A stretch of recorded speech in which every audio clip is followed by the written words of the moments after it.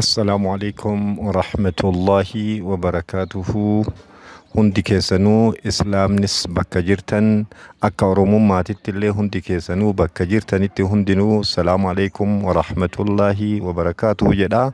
Dhaamsa qilleensarraan isiniif dabarsaa. Kanaan alatti qaama keenya ka dhukkube hunda isaa namni dhukkubbii nu dhoorge keessattuu warri Minisootaa, keessattuu ulamaa'iin akkasumaan hayyootiin akkasumaan doktorootiin bootaa jirtan hundattuu dhamaasaa keenya namni nurraa haqe isin waan taaneef nu ammoo dhamaasaa keessa waan jirruuf akkaataatti dubbannuuf waan dubbannullee waan wallaalleef akkaataatti soqannuuf waan irraa soqannullee waan wallaalleef baay'ee tokkotti akkaataan isin itti nu soyxan ammoo waan kana nurraa haquuf irra jira. Rabbi isin haa qarqaaru, jazaa rabbi isin haa kafalu. Kanuma qofa du'aa'ii isiniif kadhanna. Taanu isin tunuu kadhata malee nu isinii kadhannee illee hin dandeenyu. Onneen teenya ammoo rifannoota irra jirti. Ijji keenya imimmaan irra jira. Akka isin dubbannuun hin jiru. Jazaa ammoo kanamaaf kafalu rabbiin malee homa takka namni tokkollee hin jiru. Nu beeytanii hoyi jazaa isiniin kafallu, arginee hoyi humna qabaannee hoyi isinii wanti kafalluuf hin jiru, achi dhufnee wanti isinii kafallu hin jiru. Jazaa rabbiitiif namummaaf wal bira dhaabbatanii namummaa wal bira dhaabbatan kanaaf baay'ee tokkotti galatoomaa, ulfaadhaa irra deebi'ee isiniin jedha.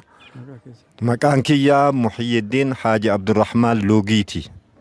Muhyiddin Haaji Abdurrahmaan Luugiiti. Namni asii itti dawwalees ni jira. Akkaataa hundaanuu izni rabbiitiin nu bira dhaabbadha. Dhaamsa nu dabarsaa. Lakkoofsi kiyyas Duwwaa 9 10 Duwwaa 7 76 74.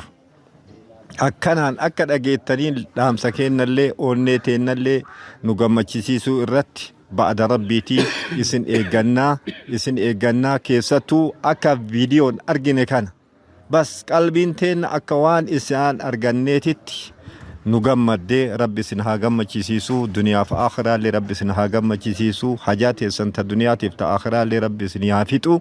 Kaalkan ala bulu ka goda keessa deemu ka qilee mara bu'u kana hunda dhageenna akka qilee inni bu'een akka goda inni keessa deemuun akka muka inni keessa deemuun akka bishaan keessa inni deemuun kana hundaa dhageenna. Silaa boo'icha kennallee imimmaan kennallee akkaataan nu itti jiru, abbaan itti jiru, haati itti jirtu, obboleeyyan itti jiru, abbeeronni gosti itti jirtu, akka biyyitti itti jirtu, biyyi hasaasaa itti jirtu.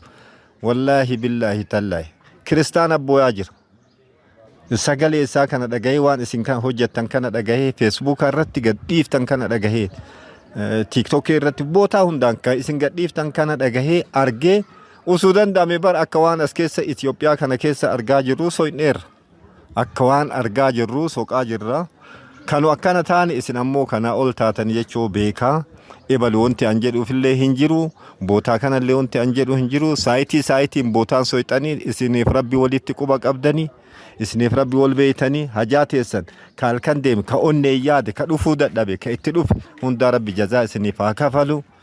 Jazaa rabbi isinii haa kafalu. Wanti kana caalaallee isinii dhaamadhus hin jiru. Wanti kana caalaallee isinii kadhuuf hin jiru. Rabbiin haa in argaa. Rabbiin jazaa isinii haa kafalu. Wassalaamu alaikum warahmatullahi wabarakatuh.